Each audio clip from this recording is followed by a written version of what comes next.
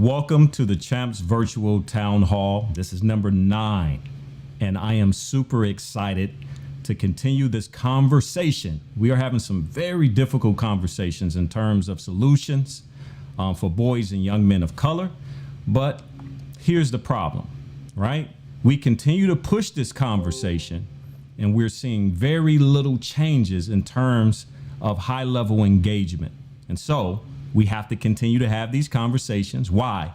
Is because we continue to have problems and issues. Let's be honest about it. Got some good news that I wanted to share.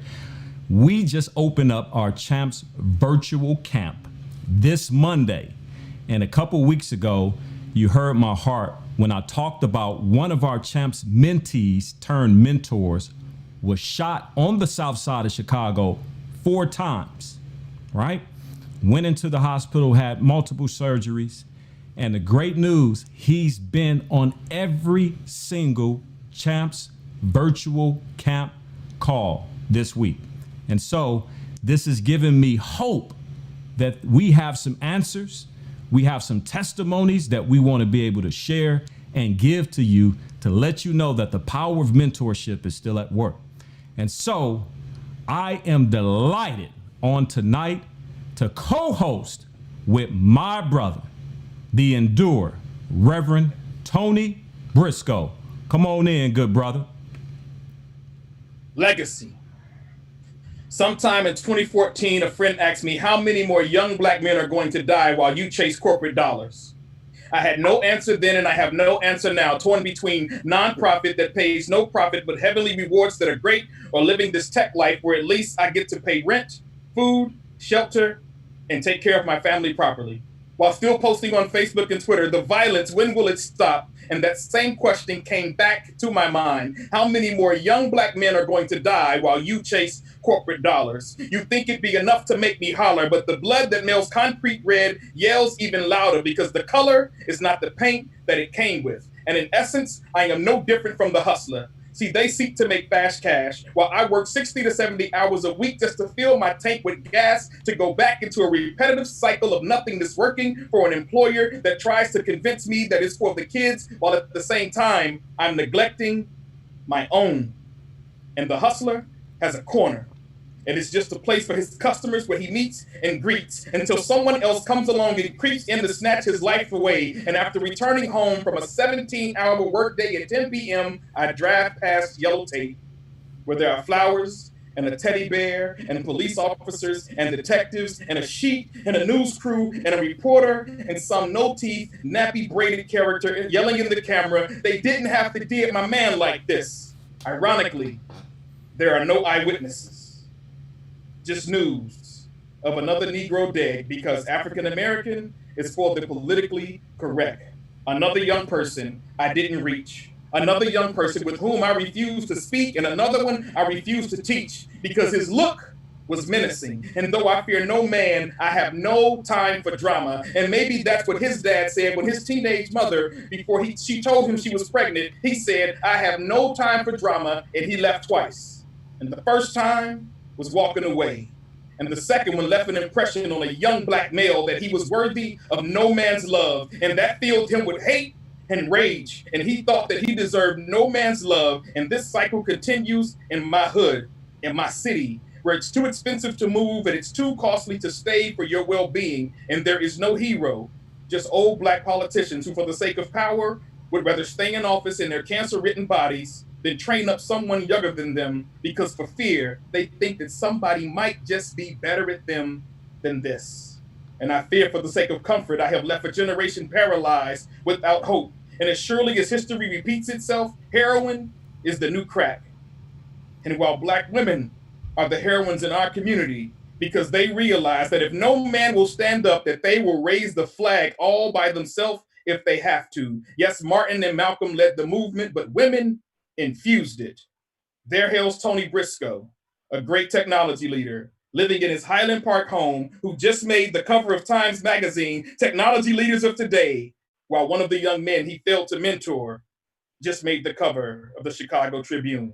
Wanted, triple homicide, legacy. Ladies and gentlemen, greeting. It is your boy, Tony Briscoe, the Endurer. I am playing co-host tonight, and I'm playing co-host because we have a spectacular young man with us on tonight. His name is Brandon Pope. He is a journalist who's passionate about covering news, issues that Chicagoans care about the most. Brandon is a board member of the Chicago chapter of the National Association of Black Journalists, where he focuses on shepherding in the next generation of TV reporters. Brandon's mentorship experience also includes Big Brothers, Big Sisters.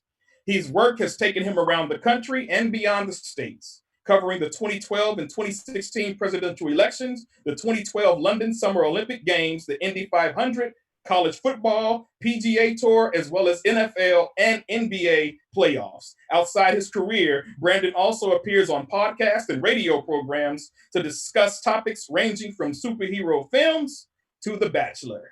Brandon is a proud Ball State University graduate and journalism alumni board member, but that does not stop him from rooting for his Ohio State Buckeyes along with other Ohio sports teams. He's always tweeting. If you've got news tips for Brandon, want to share a funny meme, or suggest a food place to eat, send him a tweet at BPopeTV. Ladies and gentlemen, I present to you Brandon Pope, who will be our moderator for the night, and he will lead the introduction of our other guests. Thank you for your time, Brandon. We're excited to have you. Well, thank you, and I'm excited to be a part of this esteemed panel and this amazing platform. I'm humbled to be a part of it, honestly, and I'm ready to have a really powerful conversation. And hopefully we can just decide and inspire some action through it. I appreciate the Ohio State Buckeyes reference there, but my life has been, how do I put this? I've lived my life the way I wanted my life to be impacted, right? I grew up in a single parent home. My father died when I was very young. And I needed men to step up in my life, Black men to step up in my life. And many did. Uncles, my grandpa, cousins, friends of my mom, things like that, stepped up and filled that void. Big Brothers, Big Sisters, the Boys and Girls Club. And so I'm passionate about doing that for others because I know how much it meant to me and why I am where I am today. And that's because I had those positive Black males in my life, and there were solutions there for me. There was opportunity there for me. And if it wasn't there for me, who knows what could have happened. So we're trying to find ways to seek opportunity for other young Black men and brown men around our city and around the country. So let's start with our introduction to this panel and see who we got here. Let's start with Jermaine. Well, good evening. I am Jermaine Lawrence Anderson, the founder and executive director for I Am a Gentleman Incorporated. And I am so excited to be a part of this platform on tonight, this conversation, and most of all, this meeting of the minds. I Am a Gentleman Incorporated is a male mentoring and leadership development organization which serves young men ages 13 to 21 here in Chicago. We also have works in Las Vegas, Nevada, Northwest Indiana, and Atlanta, Georgia.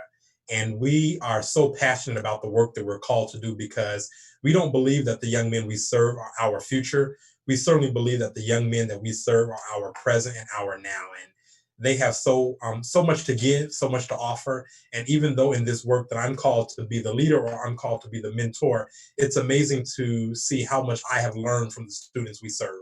And again, I'm just so excited to be a part of this great platform on tonight. And I hope that after this conversation on tonight, we will see some change and that we will see our generation move into a greater level of success. Going in the order that I see people on my screen, so it may be different to others. Joshua Morris. Thank you, Brandon. My name is Joshua Morris. I am a licensed professional counselor, a certified professional and Christian life coach.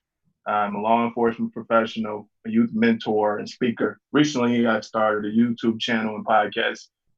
You can find out more information about me at jmlifecoach.com and on IG at jmlifecoach. Also, I am the chairman of the board of directors for AJ Materials, a construction company as well.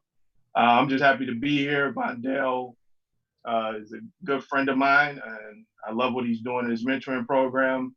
He invited me out and let me speak to his boys. He's come out and speak to my boys in the community where I serve, and I'm just a brother in arms with him when it comes to this mentoring thing. And any way I can be of support or help, I'm here to do that.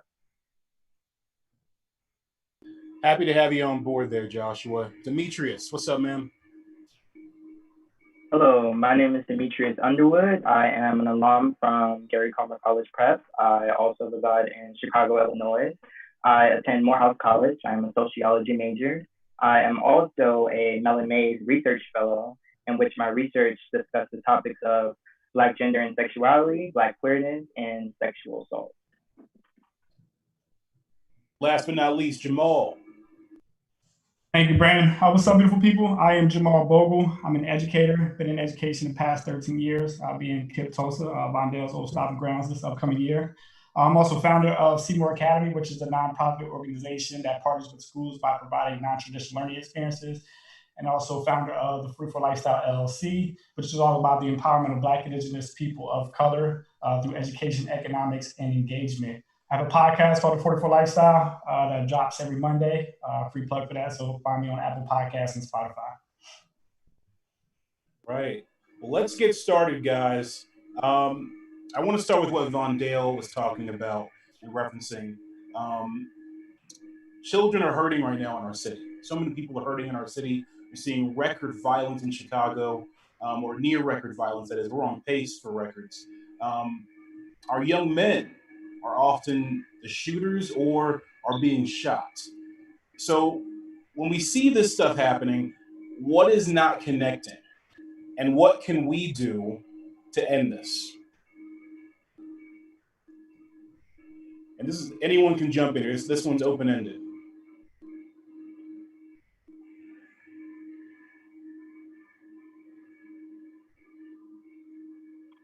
I think that we can't, with this problem, it's usually reduced to a Black on Black crime. And we can't have that scope because that produces anti-Blackness. We have to realize that the reason that these crimes exist, in which we need to question crime in itself, upon when we are referring to Black people, because to be born is to already be a criminal. And I think that now is we need a conversation around how do we handle this in the best way, probably without policing, which Black boys, Black men, and Black people in general are dying because of police and also because violence in our community. But that violence is also produced through white supremacy. To be in an environment with no resources, to have no education, to have these things that you're not able to like get out of. You're in an environment where it's a survival. So you commit crimes such as robbery, which now you're labeled as a criminal and you get to receive a felony, you can't get a job.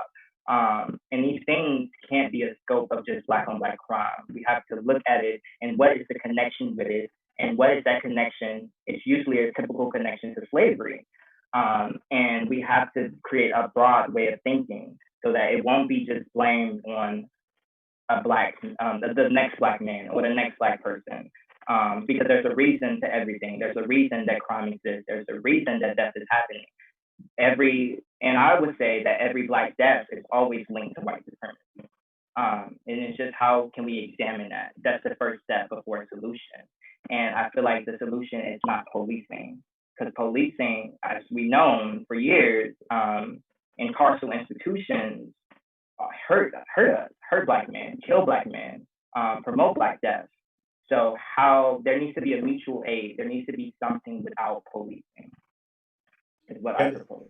This issue of policing, it's a complicated one. It's a discussion that we've had, and it's really risen to the surface here, I should say, within the mainstream white public consciousness. We've been talking about this, right? But it's finally reaching, I hate to say trending, but it's reached the top of the Twitter feeds, right? And people are finally openly talking about things like defund the police and talking about having cops in schools and what the impact of that is. Anyone else here, when you see the violence happening in our city and what's going on, what does that make you think about how we as Black men need to step in here?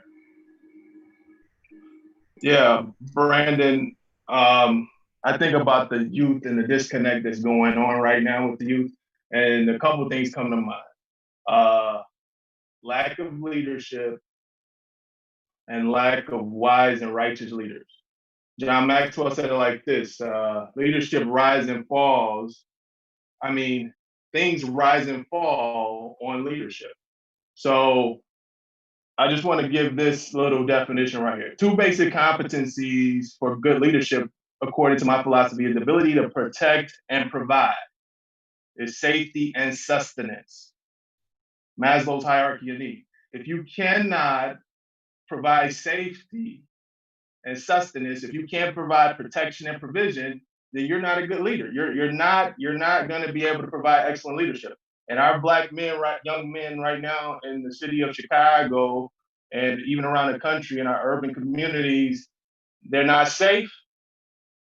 They don't feel safe. They don't feel protected, and they don't feel provided for. They don't feel cared for. And I think a lot of our issues in our community are due to these 2 things. And I would submit to you that when you look at protection and provision in my humble opinion is the first step of protection. If you can't provide for someone, it doesn't matter. Now they got to go out and go into guerrilla mode to provide for themselves. So I think that 2 issues we need to deal with is a lack of leadership in our community and a lack of wise and righteous leaders. We need leaders that stay out of jail. We need leaders that don't steal from our people. We need Black churches to stop taking 10% of the money from single family homes. If you got a single woman that's got 3 kids and she's trying to decide between 10% and getting kids school book bags, that's a problem for me. They come and see me in my office and I tell them, listen, take half of that 10%, take 5%. I want you to go buy him clothes this year so you don't have to go to the drug boy. And you know what they tell me? I can't do that. God forbid. I can't sit with that. I'm sorry. We got to do better at financially taking care of our kids and making them feel, these young men, making them feel that they're accepted and protected. 100%, Joshua. Jermaine, I'd love to get your thoughts on this. Yeah, I agree with everything that has been said so far. One of the things that I would add to it is that I believe that our Black young men, specifically boys of color, they are hopeless. They have no hope. I can remember giving a talk many years ago, probably about 8 years ago now, and it was in a student setting in a middle school. And I had asked a question to the class, what do you want to be when you grow up? And, we had some students raise their hands, some were saying teachers, others were saying engineers. But there was this one young man that raised his hand that I'll never forget. It just left an imprint upon my soul. And he said, Brother Jermaine, I want to be alive. And I had never heard of anything like that before. He said, I want to be alive. And it's amazing that our young men unfortunately become the product of their environment. I can remember when our former President Obama was campaigning, he had a slogan that was a part of his campaign that I'll never forget. I just thought it was so profound. He said, we cannot be what we cannot see. And I think those of us who are called to mentoring and mentorship and to leadership, and those of us who are called to greater levels in life, we must be those examples. And not only must we be those examples, we must transmit to the generation that's coming behind us. I'm in a setting where so many people, call my name all day long, Brother Jermaine this or Mr. Anderson this. And, while they may or may not be giving me accolades to a certain degree, it's a shame if the ones that I'm impacting are not receiving those same types of accolades that I'm receiving. They should be better than I am because of what I've deposited into them and what I've given back to them. So it doesn't matter if my life is great. If those who are coming behind me, if their life is not just as great or even greater, then the work that I'm doing it has no merit or no value. Profound there, very profound. Jamal, any thoughts here? Yeah, I think from an educational standpoint, like the disconnect, so that disconnect happens in schools because we're as educators, we're trying to maneuver within a broken system, right? And you'll never be able to fully connect with our youth within a broken system. You'll have outliers for sure that happen by chance, but you won't. That's not the norm. You'll never fully connect within a system that our Black girls and our Black boys are criminalized, that our Black girls and our Black boys are invisible to stereotypes and test scores. So you'll never be able to fully connect with kids. You'll never be able to fully empower them. It's because it's a system that sees them through a deficit model. It sees them as something that needs to be fixed, based off of this like colonized mindset that judges actions as either good or bad or acceptable or unacceptable. Like, oh, Aaliyah, she talks back. She challenges authority. That's not acceptable. It's so disrespectful. I'm kicking around my class. Or Jamal, he won't sit down and read. He must have a disability. There must be something wrong with him. He has ADHD, or quick, let's get in this IEP. So it just fosters this narrative that our Black girls and our Black boys need to be fixed or saved, right? That's the mindset. That's the same mindset that brought on the school to prison pipeline. That's the mindset of structure, kids need structured and discipline, suspensions, expulsions, and law and order, right? It sounds like the same rhetoric that 45 is saying right now, but that's not true. It feeds off of, too, like your white savior complex, where you have then a lot of these white teachers will come in and, oh, these poor Black kids, we need to save them. And I just need to give all of the talents that I have and come in, if I could just teach them and how to assimilate like that. All of those are broken concepts that further just deepens us in this broken system. So I think when we talk about solutions around that, especially within education, like we have to do our part in dismantling the system. We can't just settle for educational reform anymore. We have to really dismantle the system. Like what are our policies and our practices and mindsets that we value that influence what goes on in schools? Like, why do we have test scores? What is this achievement gap that we've constructed? Why do we still put 30 kids in a classroom? Why do we still operate based off of this industrialized model? Where does funding come back? Where does funding impacted at? How do lines impact the funding? How do property tax impact funding? So all of these things need to be dismantled within a system without. There's things that we can do as educators within, but it's also pieces that we can handle without. What's in our student handbook? What's the policy on suspending kids? All those things that we really need to dig into, dismantle the system from within and without. And the second piece is just around leadership. Like we need people. I challenge myself as a Black educator and other Black and brown educators we can do leadership now, things that we can do now. Like when we go back to school, hopefully, just my opinion, we don't need to be back in school no time soon in person. Like, man, that's just gonna throw that out there. I don't care what 45 say. I don't care what none of the staff say. Like we don't need to be in schools right now. It's not safe. It's not what's best for kids. But when we do go back, like what are we prioritizing? Are we really about to prioritize academics versus our mental health and just make sure that our kids are well and safe? Like we have to really do things now. So it's dismantling the system, and it's those leaders that are in schools and outside of schools that need to act. Jamal, I want to stay with you here for a second. I want to ask you, kind of more specific to what you do, what roles do you think schools have in dismantling these systems and supporting our young men of color? From within, as educators, we have to look at how we're operating. So like I said, what are those policies that we're really operating? What's in our student handbook? How are we suspending kids? How are we removing them from learning spaces? That's the role we have within the system. We have to change those things to create an anti-racist system. That's the role that school plays. On the outside, we need those agitators that are going to push policy, that are going to change policy. We as educators can do our part within, but we're going to need community support from the outside as well to really change the impact policy. That's where it's going to happen. So the role is of education. Once we get functioning, then we can really empower our kids. We can build a system that intentionally empowers them, give them skill sets that are transferable in real life versus this thing that we say that is important when it's really not. How is algebra helping me out for today right now? How is that empowering me? We know that this is a capitalist society, so how are we creating economic empowerment through our schools? So just different aspects that we can really give to our kids to empower them.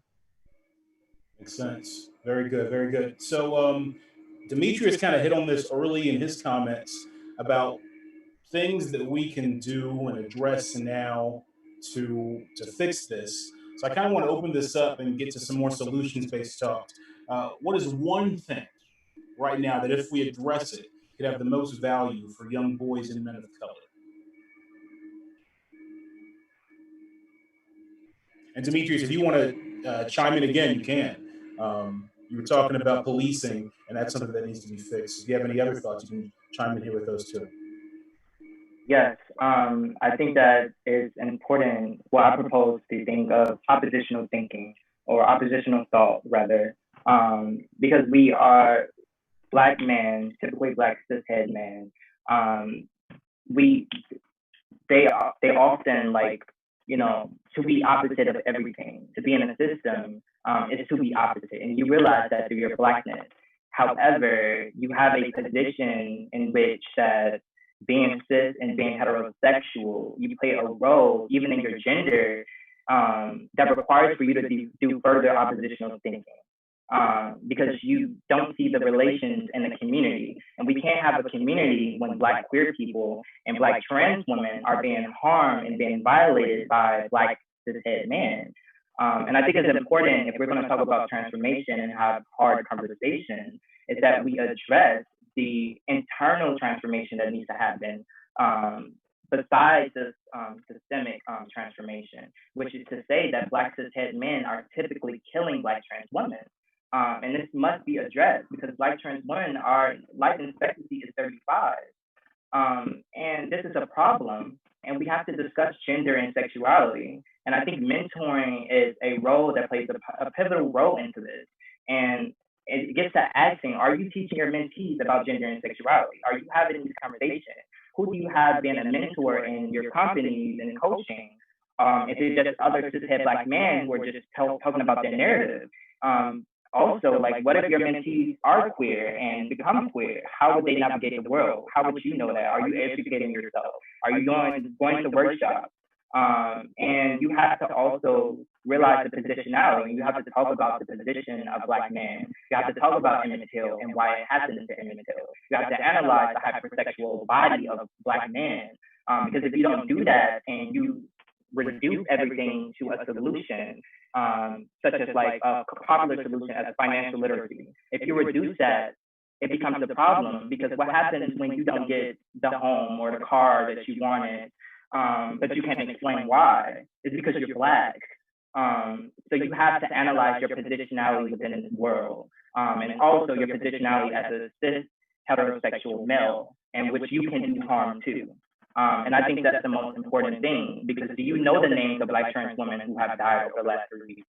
A 17-year-old Black trans woman died last week. Do you know these names?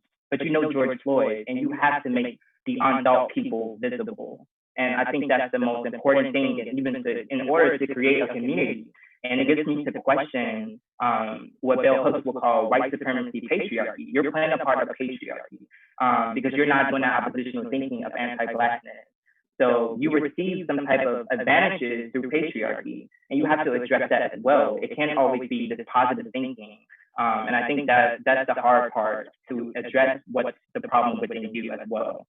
And I think that's the solution. That's the first, well, rather not the solution, but the first thing to get to in transformation. Yeah, so making sure that we're bringing all groups into the table and recognizing differences and being intersectional about how we approach things, right? That's what you're saying. Yeah. Okay, cool. What other thoughts do we have out here when it comes to one thing that could, that we should address that would help fix the lives of young Black men and men of color? One thing I think, Brandon, that is like right now, like acute, is safety. We got to address safety. Just right now, men of color, I think, and young Black men, they're concerned about their safety, especially in the urban community. Especially going back to school, if they go back to school. Hopefully you guys don't. But with the pandemic, it's just safety. Can they walk to the corner store and be safe without getting shot by a stray bullet? Can they go to school and be safe? Can they be safe to express their feelings and thoughts, whatever they may be? Can they be emotionally safe? Can they be safe to walk down the street? Can they be safe to drive a car? Or are they worried about whether or not they're going to get robbed or shot by a brother or killed by a racist white cop? Can they be safe? And when you have young men with what we have going on right now in the world, with all these things, anxiety is high. Some people are going to have some traumatic emotional wounds from what we're dealing with right now. And the question is, can we keep people safe enough so that they can calm themselves down enough emotionally so that they can think rationally? And for our young black men, we need them to be creative in their thinking. We need them to be innovative in their thinking. And it's very difficult to be innovative and creative with high anxiety. If you don't feel safe, you're not going to be able to study well. Yeah. If you got to feel like you got to pack the yak just to get to school, just so you can make it there, then it's difficult for your highest potential to come out and your highest productivities to manifest. So I think safety is a really tough one. Yeah, and kind of to that point too, mental health, talk about anxiety. I think a lot of our kids are dealing with anxiety, depression, it's going so undiagnosed. And it's leading to things that, if we just nip it in the bud and talk about it early and address it early, maybe we don't have to worry about that. And I'm glad you mentioned safety in general. I mean, certain kids have a privilege of being able to be in a safe community. Like, what kids have the right to be safe? It should be a right for every kid to be safe, right? But not every kid feels that way. It's super important. Jermaine, Jamal, any thoughts here on one thing that could be addressed immediately to help our young men of color? Well, I'm going to spin it from a slightly different angle, and certainly I agree with what everyone has said so far, with what Brother Demetrius has said and Brother Joshua. But one of the words that I will introduce is a simple four-letter word that we oftentimes do not hear in this context of talking about mentorship and young men of color. And I think that we need to reintroduce this word in our society, this word in our families, and even with our mentees. And that four-letter word is love. I'm not sure that our young men knows what it means to love themselves. And surely I'm not sure that we teach them what it means to love each other and love others. One of the things that I can appreciate about Brother Vondell is that, he has this passion to always bring everyone together. But, as Black men, we are taught the spirit of competition. So, we're taught that, if Brother Vondell is doing it this way, I have to do it a little bit better. Or if Brother Jamal is doing it this way, I got to watch him, I have to do it a little bit better. Or, what can I do to, be a little bit different than Brother Brandon?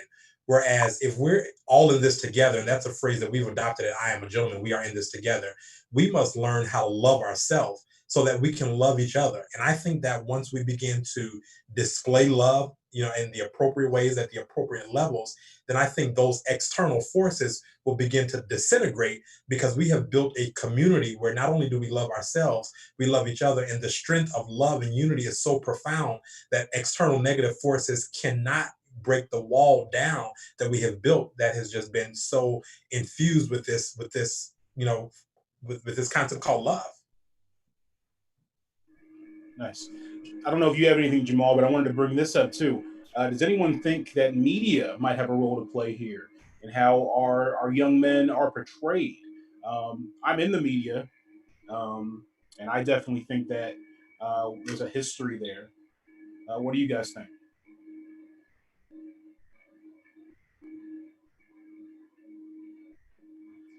To add on, I definitely do think that all this that we talked about before is trauma. It's trauma related. So definitely healing that needs to take part in our communities for our young men, for our young ladies as well, but definitely for our young men. But as far as the media, that's something that's always been like this narrative of what it is to be Black has always been there. I mean, as talked about it in schools, like our Black girls and our Black boys are criminalized in schools. So this media shift of how Black people are portrayed locally and also on an international level, like what do they see when they look at Black faces on the news coming from America. So that's something that's always not that hasn't been in our favor. That narrative hasn't played well for us. So yeah, that's definitely a big part. But I think that we have to recreate that narrative within our own communities, how we empower like our mentees and our young bulls, as we call them in Philly, like how we really empower and uplift them with mantras and just encouraging and building up their inner self. I think that's big. So we have to create that counter narrative as much as possible to combat what's going on in the media. Yeah, I'd like to chime in and kind of add to that too, Brandon. I think people posted, I'm not sure if she made it or not. I haven't done my research, but maybe Janelle Monáe made comments along the line of we need to destroy the foundations of hip hop that have objectified women. And I said, it's easy to say destroy the artists, and not say destroy the vultures who make millions off of the artists, right? The culture vultures, right? And so I think that is what Professor Kende talks about when he talks about the worst black on black crime is integrated integrated racism. So internalized racism, right? Where we become the victims and the oppressors of our own people who are victims who unintentionally are oppressors, right? But I think media plays a very important part. I give you an example. While across the city last weekend on Saturday in the afternoon, there were people being shot, young people being shot. Well, also, there were people downtown celebrating DuSable and marching for that.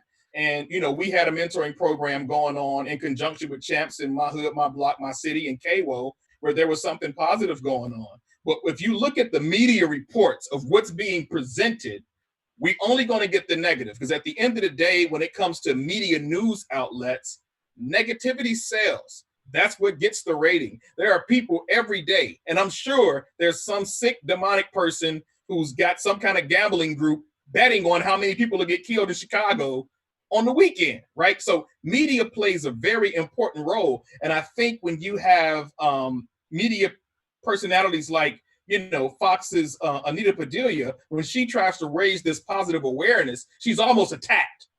Like, wait a minute, we don't want to talk about solutions, Anita. We want you to report on how many people are killed, not how to stop the killing. Like, what are you doing? And so I think media plays a very important role, because everything we learn is from media. I didn't want to be the cow. I didn't want to be the Indian. I wanted to be the cowboy. I got that from my grandfather's Westerns, right? That taught me that I want to be two things when I grow up. Three things. I want to be a cowboy. I want to be a police officer.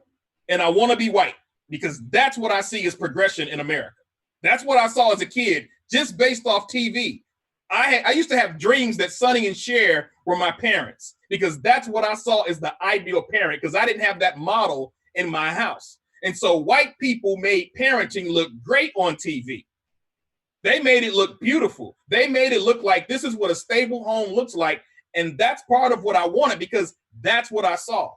Until the Cosbys came along, that is. Can I jump in real quick, guys? Go ahead, Mondale. So that's a great question, and I think we have to be aware of social constructs and how social constructs are built, right? And the cultural discourse through media creates what we call narratives through storytelling. And when you talk about black bodies, and Demetrius hit on it a little bit, it's this stigma that because I'm born, like they do the Dow test, right? And the Dow test is they put a white Dow and a black Dow, and then they survey children to figure out who's going to choose what Dow. And by and large, they choose what? The white Dow. These are social constructs that have been built. So I'm curious to hear from you, Brandon, as a person who's in the media and as a professional, but happen to be an African-American man. What do you see your role being to fight against that cultural discourse and change the narrative? I'm just interested in hearing from you. Yeah, I'm happy to weigh in there. It's a heavy topic. It's a tough topic, because it's tough for one person alone to make a change, but you keep chipping away at things and you can. I got to start with the reason why things are the way they are.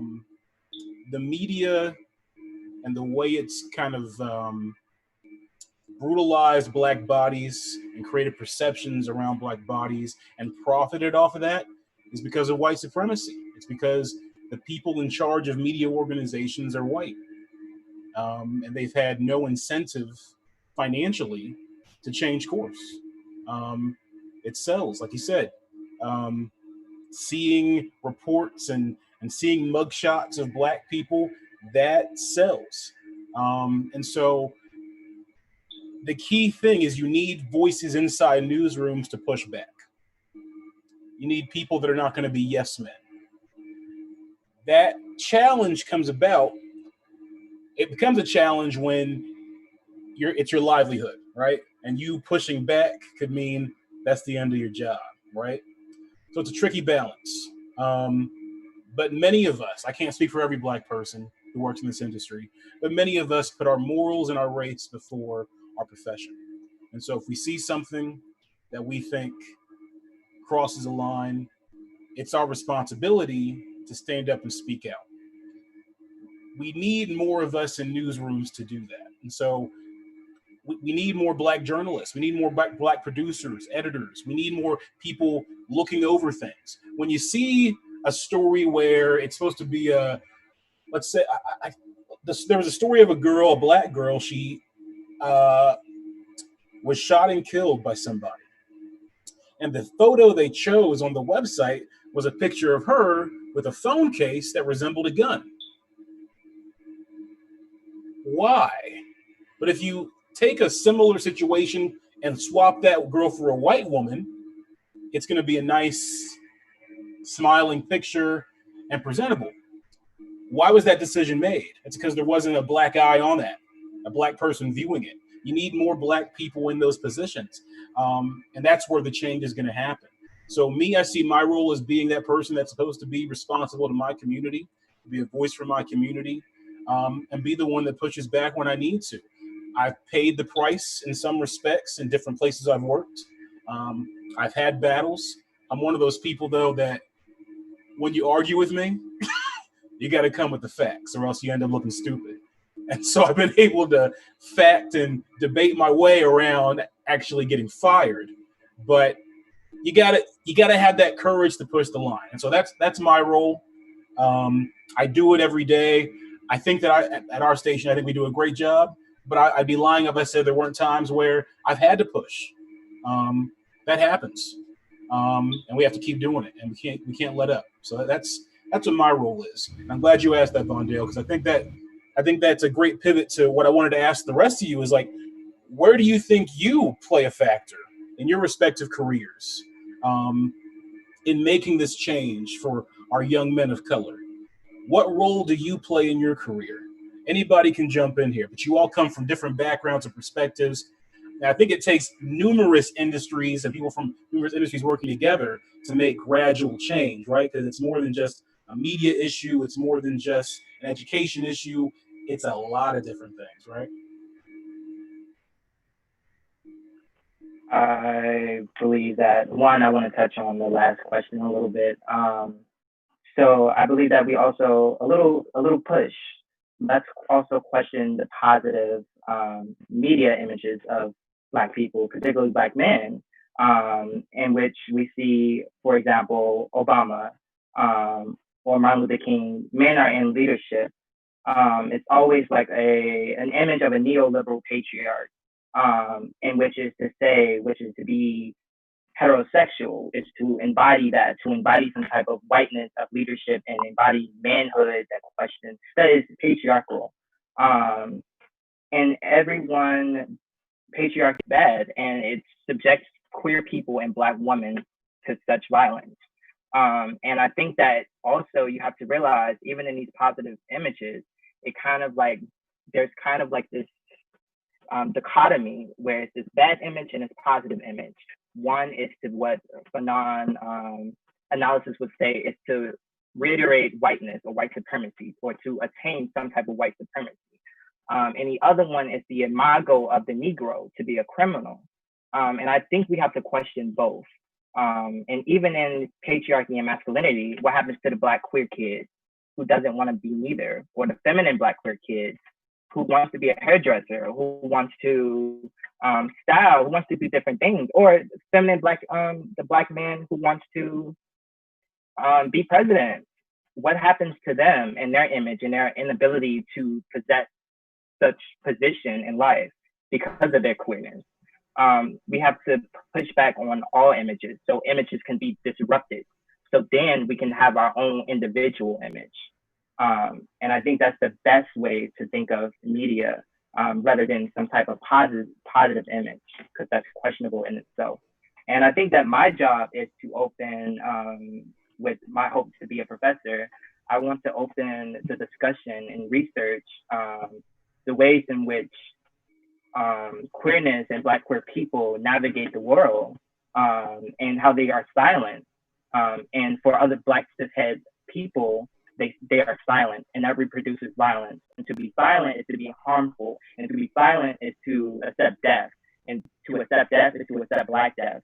To be silent is to be violent. And it's not a thing of I accept queer people. You have to realize, even in acceptance, what are you saying about yourself? That you're in some type of power, that you own some type of power to accept another being. And you have to realize that you have some type of power through your heterosexuality and being mass presenting.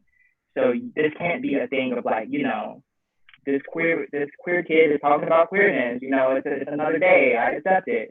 You have to put in the work, you have to research, you have to do the work to make other people's lives exist. This is not an identity, because that would just say like your Blackness is identity. This is a part of who people are. This is how I navigate the world through my queerness and my Blackness, and it must be acknowledged. So yeah. And Demetrius, you are preaching today, brother. Preaching. Really appreciate what you're saying there, man. Powerful stuff. Joshua, I want to ask you about the role of spirituality, faith leaders, and that you and your industry play in finding solutions for this stuff. What's your role? Well, me, I'm a mentor and coach. I coach and mentor men in the communities I serve. I've been a mentor for over 10 years.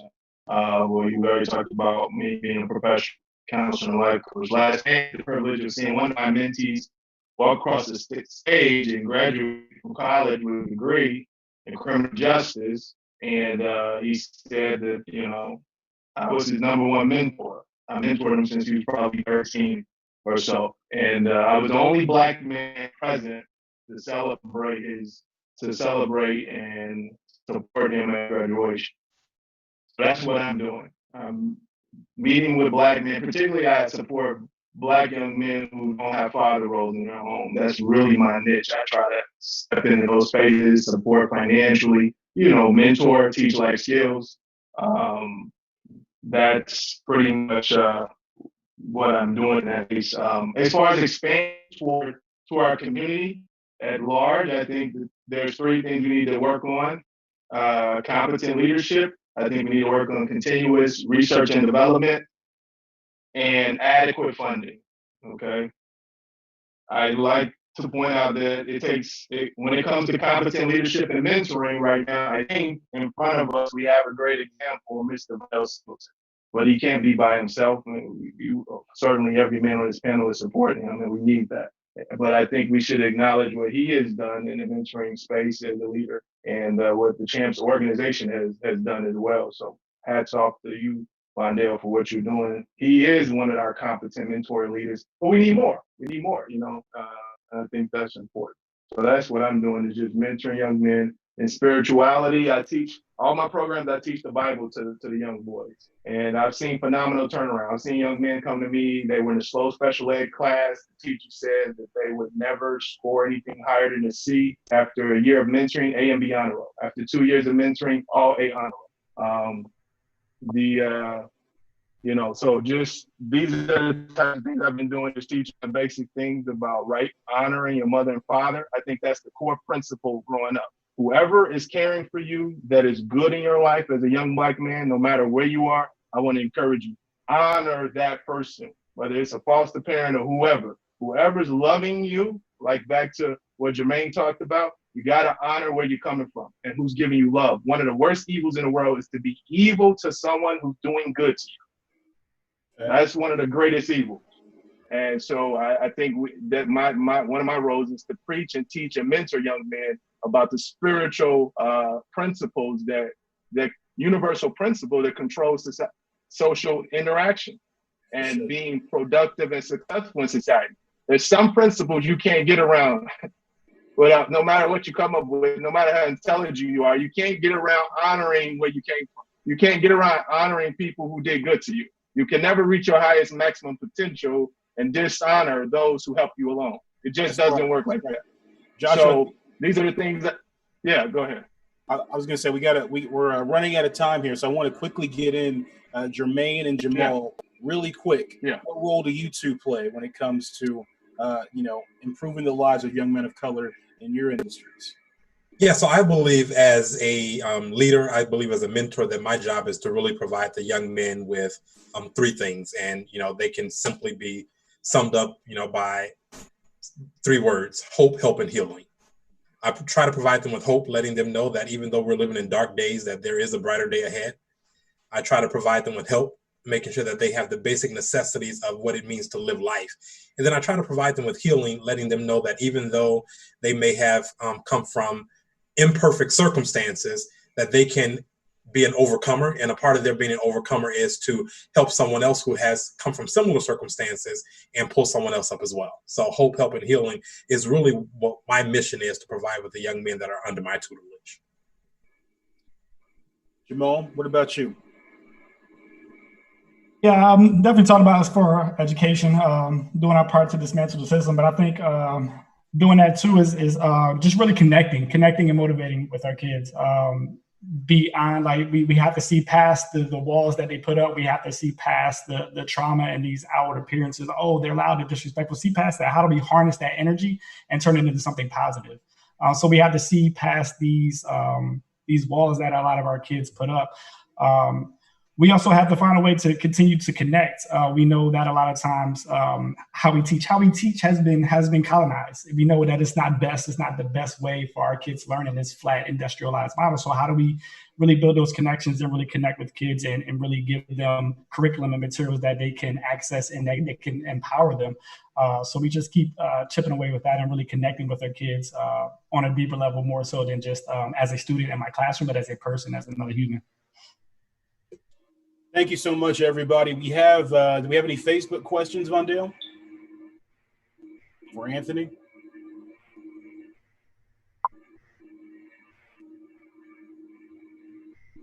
Sorry about that. I was just responding to somebody on Facebook. Maybe a quick few seconds to answer this and just quick thoughts that come to mind.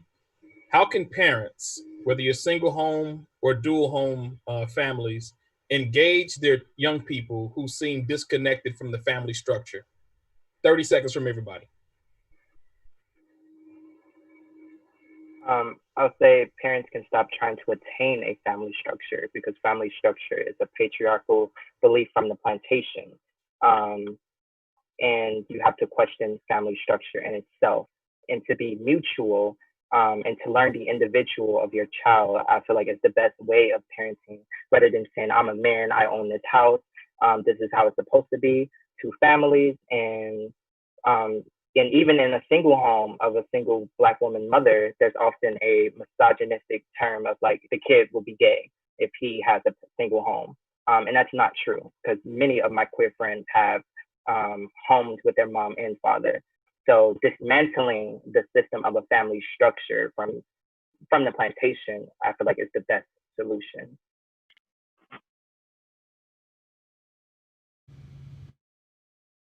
All right, somebody else. 30 seconds out. Yeah, 30 seconds. I'll say this: seeking help. Come and see me. I'm a family life coach.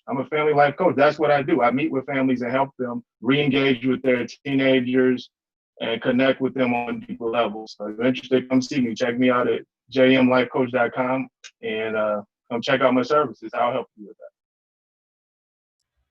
that. All right. Jermaine?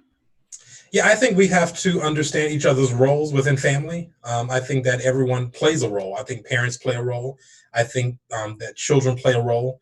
And I think that for so long, or, for so many years now, that the lines have gotten blurred. So I think in order for family to remain family, I think we have to understand each other's roles and how my role relates to your role, et cetera, within a family. Jamal? Yeah, I think that we just established routines. Like I was thinking, just with our kids, just connecting with them, whether that's a movie night, whether that's actually having dinner together, and turning off cell phones and those things, like really just having those traditions and routines in place, building time, connecting with our kids on their level, wherever that may be. You might have to jump on the game with them, but just getting them involved in establishing some traditions. All right, excellent. Brandon, what are your thoughts? Oh, you want me to weigh in? Oh, yes, sir. I kind of flipped it around real quick, right? I'm moving to the moderator role. How the tables turn. It's a tough one. I'm in no way an expert on this, but I think to keep that kid back into that structure, right? I think there's it doesn't always have to be a traditional type of, idealistic way of doing things, right? If they need a father figure or they need a male figure, seek that out. There's brothers out here that are seeking to provide that, and you can make that happen. So I think that's the solution right there to that question. Great. Excellent. Yeah, man. Thanks everybody for feedback. Thank everybody for the comments. Brother Pope, man, thank you for moderating, man. I've been watching. This is an honor for me. I've been watching you, for a couple of years now, man. It's just been great. Vondell, man, there are no words for you. So the poem that you heard me write earlier, I wrote that in 2014, right when Champs was getting off the ground. And so that's how I got involved with young Black men, Champs. So when my friend was asking me the question of how long you gonna chase corporate dollars, Vondell Singleton shows up at Gary Comer College Prep, and we have not looked back since. And sometimes I was just able to come and serve food. I would just walk in to serve food, clean up, and I would be out. It's just showing up. You know what I'm saying? It's just showing up, man. And that's the work and heart that I know that Vondell has, and he can't do the work alone. And we're working on some things to kind of spread this out far reaching. While COVID has caused some issues, it's also presented some great opportunities to think outside of the box to expand our reach from Chicago to meet with kids digitally across the country and potentially across the world, right? So grateful to have everyone on. Thank everyone for their comments and their feedback. Demetrius, you challenged me in ways tonight there were things I never even considered until you brought some things up. So I thank you for your passion. I thank everybody for your comments. Jermaine, I'm gonna have to get with you in the wardrobe, brother, because I need some.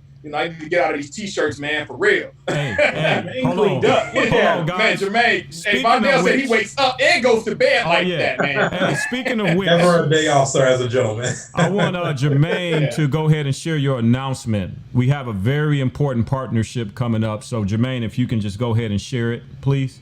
Absolutely. We are in this together, and I'm so grateful again for this platform and for Brother Vondell and his vision. On next Wednesday, our foundation are partnering with other organizations across the city of Chicago, and we are having an event that is called The Cry, Hearing the Voices of Chicago's Young People. It is an event in collaboration with Chicago Public Schools, the Chicago Police Department, Champs Male Mentoring, the Firehouse Male Mentoring Academy, and we're going to be meeting inside of the Chicago Police headquarters, hearing from our young people, asking them what they think is the solution to the violence in our city. What they feel their role is to the violence in our city, and really how they believe that they have been affected negatively and positively. Last weekend in Chicago, there were 87 people shot. And unfortunately, several of those shot and killed and fatal were our young people. And we want to make sure that we give our young people a platform nationally, regionally, and locally to share what they believe their role is. So again, it's open to 50 people. It's by invitation only. The information is on our website at iamagentleman.org. However, even though it's only open to 50 people, it will be broadcast live on our Facebook page. It will be broadcast live on several news outlets. Again, hearing the voice of our young people in the city of Chicago. It's called The Cry, Wednesday, July 15th at 6 p.m. Thank you so much, Jermaine. We appreciate that, and we're really proud to be a part of that conversation as well. So make sure if you're interested to reach out to Brother Jermaine. If you can't get a hold of Jermaine, reach out to me or one of us, and we'll make sure that we get you registered for that very important conversation and event. So again, guys, I want to thank everyone for tuning in. I'm going to go back to my camera here. So thank you guys for tuning in. It was a powerful conversation that we all had. So again, make sure you share this link and you get this conversation not only happening in your community, but make sure people like Demetrius, people like Brandon, who's in media, people like Jamal, who's in education, Jermaine, who's on the front lines mentoring, Josh, if you need a counselor, that's what he's here for. Reach out. Don't hesitate to reach out. Reverend Briscoe, who's a part of the church, the community, the education, the technology. So we have answers for you. The last thing that I want to tell you, we had a young man on our virtual camp today, and he shared candidly about the self-mutilation that he was doing with slitting his wrists and how times he wanted to commit suicide. And I told him, I said, brother, that will be the last resort with this team that you have, the support system that you have with Champs. So make sure you're reaching out, you're talking with individuals. And we know it's been a very tough, tumultuous time in terms of the depression that people have experienced, in terms of just like everything that people are going through with the deaths. It's been so many murders happening with people that we know. So again, I just want you to know that we are here to support you fully. We love you. And until next week, remember, you're born to win in every situation in life. Peace.